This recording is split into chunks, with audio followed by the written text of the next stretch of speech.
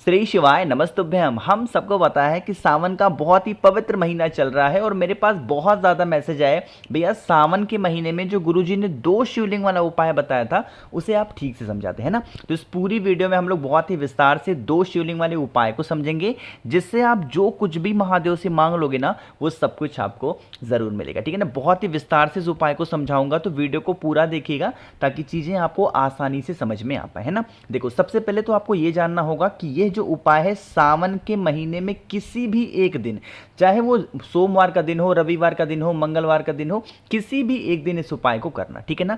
देखो, आपके घर में कई तरीके के पेड़ होंगे। अगर आपके घर में बेल का पेड़ है तब तो बहुत अच्छी बात है। बेल का पेड़ नहीं है, शमी का पेड़ हो तो वहां पे कर सकते हो। शमी का भी पेड़ नहीं है तो जिस भी गमले में आपके कोई भी पेड़ पौधा लगा हो उस गमले में या फिर उस गमले की मिट्टी से आपको 2 पार्थिव शिवलिंग का निर्माण करना। देखो, ध्यान रखिएगा, जो पार्थिव शिवलिंग का निर्माण आप अपने घर पे कर रहे हो, इस बार इस 2 शिवलिंग को बना करके उसमें आपको जलाधारी नहीं बनानी है। सिर्फ आपको ये जो लिंग वाला पोर्शन दिख रहा है ना, यही आपको इस प्रकार से 2 बनाने होंगे। समझ रहे हो मेरी बात को? इस प्रकार से 2 बनाना।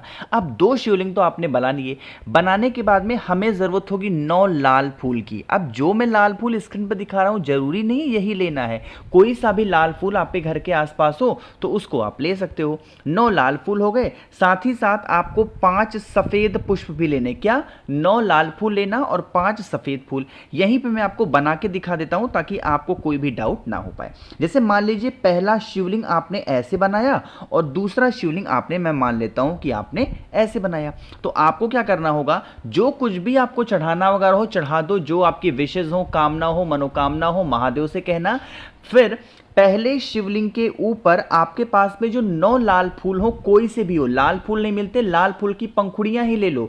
उन 9 लाल फूल को सबसे पहले अपनी मनोकामना, अपनी विशेष को कहते हुए पहले शिवलिंग के ऊपर, और जो आपके पास में सफेद पुष्प है उसको दूसरे शिवलिंग के ऊपर अपनी मनोकामना कहते हुए दूसरे शिवलिंग के ऊपर 5 सफेद पुष्प को समर्पित करेंगे। इतना समर्पित करके महादेव से विनती कर लेना। जब आपकी पूजन समाप्त हो जाए तो आप वहां से हट जाना, अपने घर के अंदर जाना।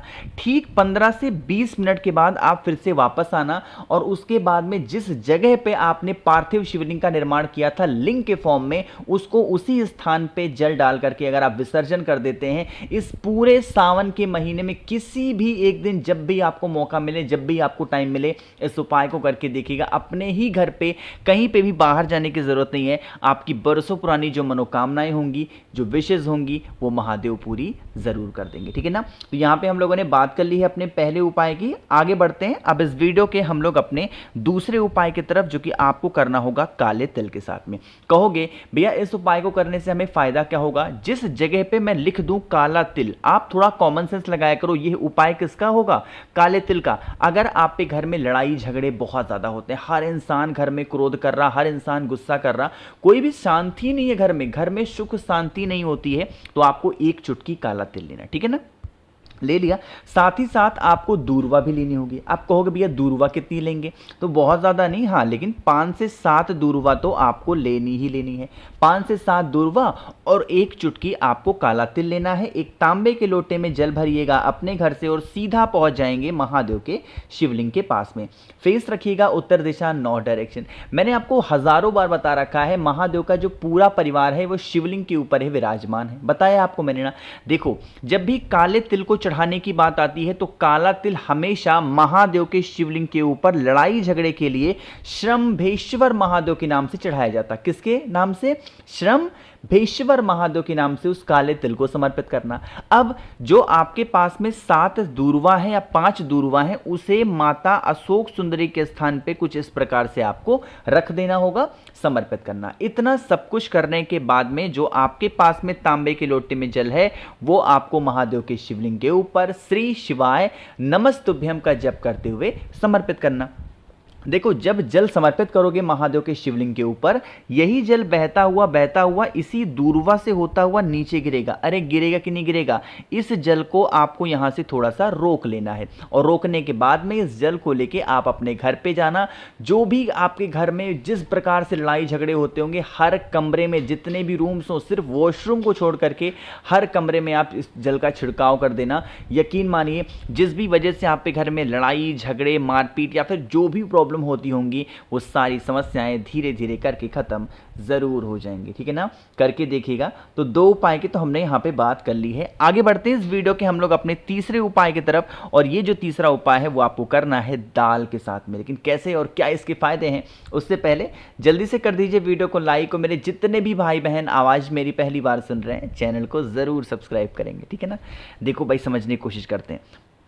स्क्रीन पे आप सभी को दिख रहा होगा दाल। ये कौन सी दाल है? यह दाल होगी चने की दाल। अब यहाँ पे एक चीज़ का विशेष ध्यान दीजिएगा, जो आपको दाल लेना है, इसके फायदे क्या होंगे। अगर मान लीजिए कि आप घर में ऐसे बैठे हो और आपको अचानक से दर्द स्टार्ट हो गया, ठीक है ना? वो दर्द चाहे सर का दर्द हो, कमर का दर्द हो, पैर का दर्द हो, घुटने का हो, कहीं का भी, पूरी बॉडी में कहीं का भी पेन है, दर्द है, तो आपको अपने घर में से 7 चने की दाल को उठाना। इस पूरे सावन के महीने में जब भी आपको ऐसा फील होता हो, चावल उठा लिया आपने 7 चने की दाल, फिर एक तांबे का लोटे में जल भी भरिएगा, और सीधा कहीं बाहर मत जाना। आपके घर में जो आपने महादेव का शिवलिंग विराजमान कर रखा है वहीं पे जाकर के खड़े होना, फेस रखना उत्तर दिशा, नॉर्थ डायरेक्शन।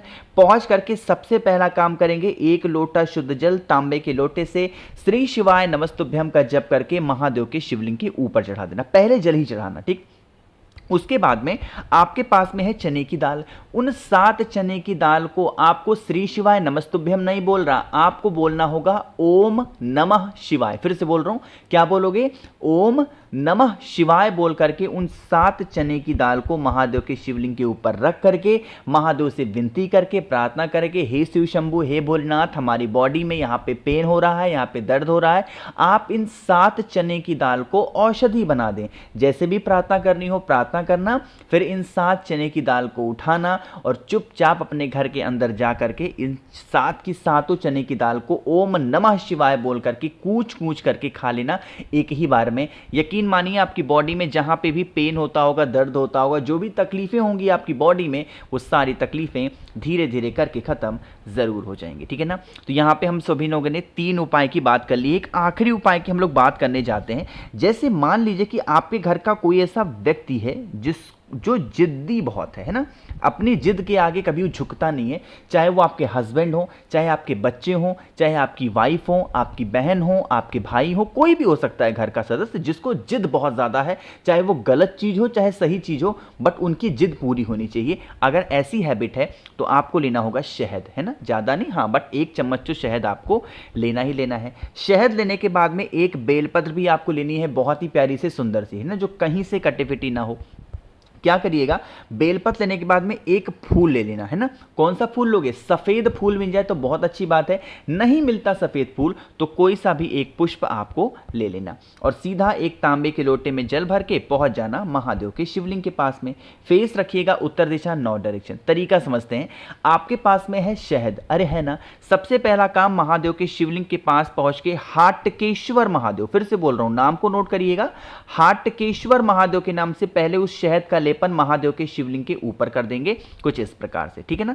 शहद का लेपन करने के बाद में जो आपके पास में बेलपत्र है, उस एक बेलपत्र को इसी शहद के ऊपर आपको समर्पित करना है, और समर्पित करने के बाद में उस व्यक्ति का नाम और गोत्र जरूर बोलना जो व्यक्ति आपके घर में जिद्दी है ना? इतना सब कुछ करने के बाद में जो एक तांबे के लोटे में जल है वो आपको श्री शिवाय नमस्तुभ्यम का जप करके समर्पित करना।